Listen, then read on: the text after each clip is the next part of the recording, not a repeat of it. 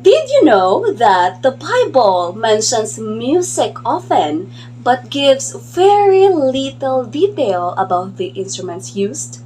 Unlike today, where we have written records and recordings, ancient musicians passed down their knowledge by word of mouth. Over time, much of this information was lost, leaving us with only a few clues from the Bible. Since very few ancient instruments remain, historians and archaeologists have placed together their appearance and sounds using pictures, artifacts, and Bible references. David Campbell even noted that while music was a big part of ancient Israel, the exact details of their instruments remain a mystery.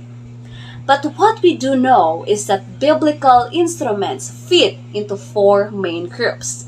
First, string instruments like harps, which produce sounds from vibrating strings. Second, percussion instruments like tambourines played by striking a surface. Third, wind instruments with reeds like flutes where air passes over a reed to make sound. Fourth, wind instruments with mouthpieces like trumpets where sounds comes from vibrating lips. Join us as we explore the music of Bible times, uncovering the sounds that once echoed through ancient Israel. So hello everyone, I hope that everybody is doing fine. Have a blessed day to each and everyone. Once and foremost, maayo og maanindot nga adlaw kanatong tanan. I am Marlon Kaindo Calao and I will be discussing to you the two of the most prominent instrument in the Old Testament, which are the thimble, or which actually also known as the toft, and the bell is one of a kind bell, had a name, Mitzalot. So without further ado, let's get started. So first, let's discuss the chambril, also known as the toft. So this instrument originated during the ancient times. That the chambril has an ancient roots, particularly in the Middle East. It's closely related to frame drums and tambourines, instruments found in various ancient cultures. So it was actually a prominent percussion instrument in ancient Israel, so referred to in the Hebrew Bible. So chambril is a vibrating membrane produce the sound of this instrument. So it is correctly translated as either chambril or tambourine. So it was carried and beaten by the hand. So in every early times, it may have been made with two membranes, with pieces of bronze inserted in the rim. This instrument were actually commonly used during celebration and joyful occasions. So it was also prominent in ancient Israel, used in celebration, in dances, and expressions of joy. While in biblical accounts, highlights its use by women in celebratory events such as after victories or in communal gatherings. It is also used in religious ceremonies and worship. So the chambril has a long association with religious rituals and worship, particularly in biblical times. So it was used to accompany song of praise and thanksgiving, and while on the other hand, in cultural and folk music, similar to its close relative, the tambourine, the chambril basic form is found in various cultures around the world, used in folk music and traditional dances, and in modern worship. In modern times, tambourines, which are very similar to chambrils, are used in some modern worship settings. So because of its rhythmic nature, it has always been heavily used to accompany dances. So the second one that I will be discussing is the bells. So it is one of a kind bell, had a name, Mitzalot. So that came from the Hebrew word meaning to jingle or rattle. So in my research, bell actually originated or traced back to ancient times with a particularly strong connection to Neolithic China. So evidence suggests that early bell making began in Neolithic China approximately 5,000 years ago. Early bells were crafted from materials like pottery and later with advancement in metallurgy from metals. So this type of bell is mentioned only once in the Bible, where we are told that Israelites attached these bells to the bridle of breast strap of horses. So there is no evidence they were ever used in musical instrument. At that time, even the harness bells of the horses will be inscribed with the words dedicated to the Lord, which is in the Zechariah 14:20. Bells are also mentioned as part of the priest's garments, but there is no evidence that they were used in musical. In Zechariah 14:20 is a verse from the Hebrew Bible that speak of a future time, when even the most ordinary objects will be considered holy. In Zechariah 14:20, on that day, holy to the Lord will be inscribed on the bells of the horses. So that part of the verse indicates that in the future, described by the prophet Zechariah, even the bells on horses, which would have been very common everyday items, will bear the inscription of the holy to the Lord. So that's it. That's the end of my discussion, and I hope that you learned something. Thank you and have a good day. Hi guys, welcome to the next part of the presentation. I am Baby Heart A. Duherte, and I will be discussing another instruments mentioned in the Old Testament of the Bible. First off, we got cymbals. Cymbals are made of copper. They are called in Hebrew as mitziltaim or ziltal. Pretty hard for a Filipino tongue, right? Anyways, cymbals were the only percussion instrument played in the temple orchestra. But hold on, before you picture a drummer in a rock band smashing those giant metals together, let's rewind, okay? Erase that picture, because the cymbals that I'm talking about were actually small, more like metal castanets. Now imagine that in the hand of a man named Asaph. To tell you the context, in the First Chronicles chapter 15 verse 16, King David instructed the Levite leaders to sing and play instruments like harps and cymbals to sing joyful worship. And then there was Asaph. He was King David's chief musician, the one who is assigned to play the cymbals. And then captivity happened. But even after that, Asaph's descendants continued this tradition. When the foundation of the temple was being laid, priests stood in their robes with trumpets, while Levites from Asaph's descendants played the cymbals to worship the Lord, following the instructions passed down from King David's time. And that is cymbals. Now let's proceed to the other instrument called as sistrum or menana.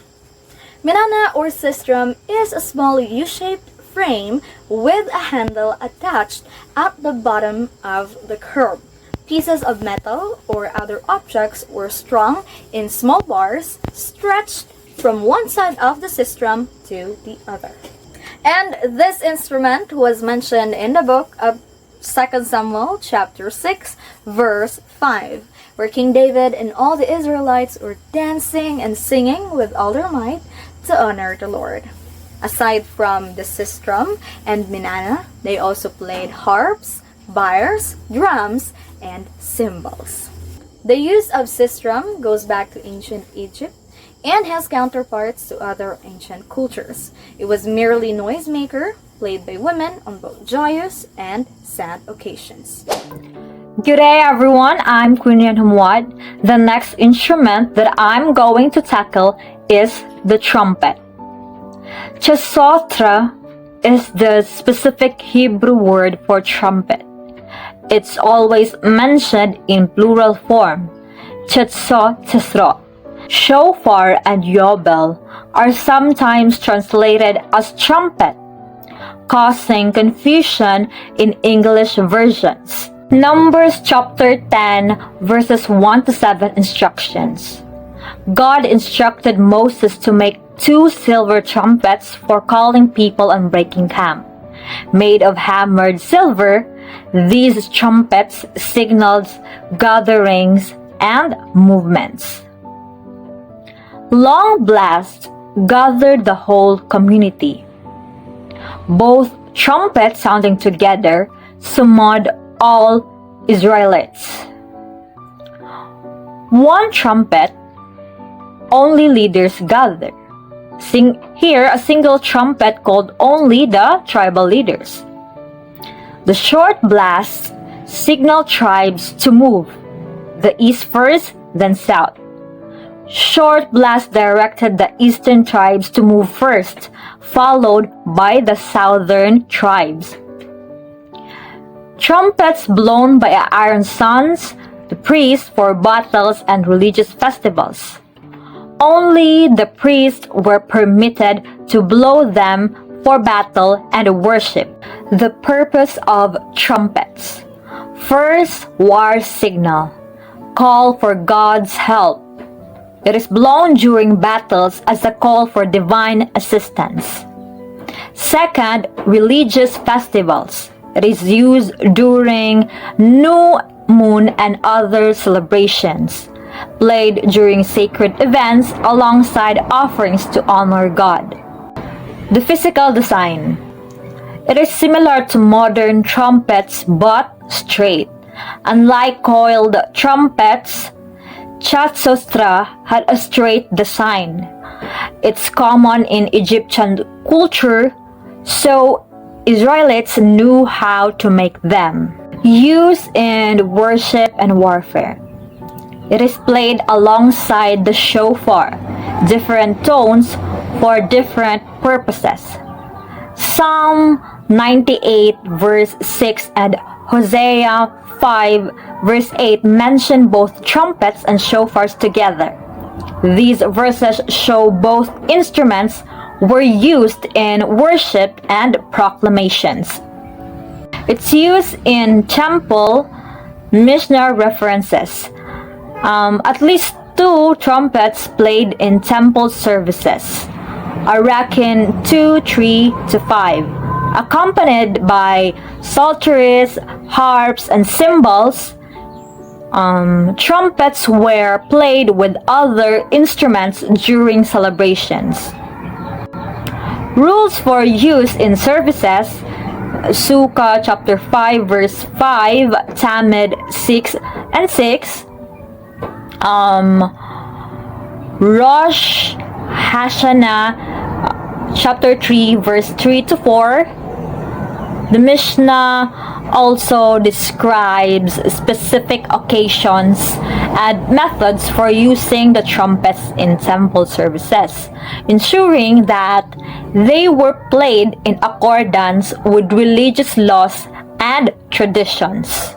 The next instrument that I'm going to introduce and share to you is the clarinet or oboe. Chalil in the Bible. It is a Hebrew word appearing 6 times in the Old Testament. The Bible refers to this instrument multiple times. It's translated as pipe in KJV and flute in NIV Bible. Different Bible translations use different words for it. Some believe it was a primitive clarinet, a single reed, while others say it was a double reed oboe ancestor. Experts debate whether it was more like a clarinet or an oboe. It is not a transverse instrument like a flute, but played straight like a recorder. Unlike a modern flute, which is played sideways, this was held upright. It is mentioned in Isaiah chapter 5 verse 12, chapter 30 verse 29, and Jeremiah chapter 48, verse 36. But it is incorrectly translated in these verses. The original meaning of the word may not have been properly translated. In New Testament mentions, it is found, clarinet and oboe is found in Matthew chapter 9 verse 23 and chapter 11 to 17, and also in the Luke chapter 7 verse 32 and 1 Corinthians chapter 14 verse 7. These verses mention the instrument in different contexts. It is likely not used in the temple, but popular for banquets, weddings, and funerals. It was common in social events, but not for religious temple music. Talking about the ugav, it is mentioned in Psalm chapter 150 as a small pipe instrument. This instrument was praised in biblical music. Related to the Phoenician word, it is related to the Phoenician word abub, a hollow reed. The name suggests it was made from a reed or hollow tube. And then it is possibly linked to the Phoenician instrument abobas, but its exact form is unknown. Ancient Phoenicians had a similar instrument, but we don't know exactly what it looked like. The flute mashokitha is a big pipe instrument with the mouthpiece. It was larger than other wind instruments mentioned. It is likely had a sharp, penetrating sound similar to an oboe. Its high-pitched tone could be heard clearly. It is used in both secular and religious settings, but not in the first temple orchestra. It was played in various events, but was not part of the original temple music. It is sometimes allowed in the temple, and then later it was occasionally used in temple ceremonies. It is played in processions, according to Isaiah chapter 3 verse 29. Isaiah chapter 30 verse 29, due to its strong sound. Its loud and clear tone made it useful for leading processions.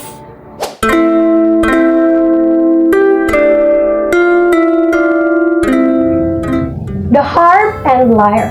The lyre or navel was frequently used for secular music, such as the merrymaking at Nebuchadnezzar's banquet.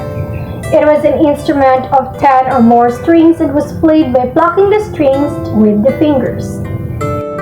The harp or kinnor was a small lyre with at least 7 or possibly 8 strings and was considered to be the more sophisticated instrument. Its shape and number of strings varied, but all types of lyres produced a most pleasing sound. The lyre was used in secular settings, but was in sacred use too. It was the instrument David used to soothe King Saul.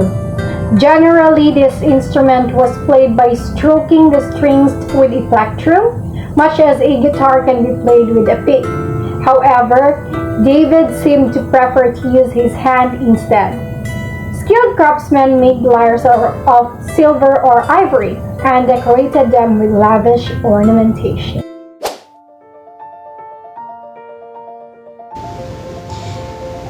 In conclusion, the study of musical instruments in the Old Testament reveals the deep significance of music in ancient Israelite culture, particularly in worship, warfare, and communal life. Despite the limited written descriptions and loss of oral traditions, archaeological findings and historical comparisons help bridge the gaps in our understanding. Instruments were categorized into 4 primary groups: string, percussion, and 2 types of wind instruments. Wind instruments such as the shofar or horn and hasotra or trumpet played crucial roles in religious ceremonies and military signals.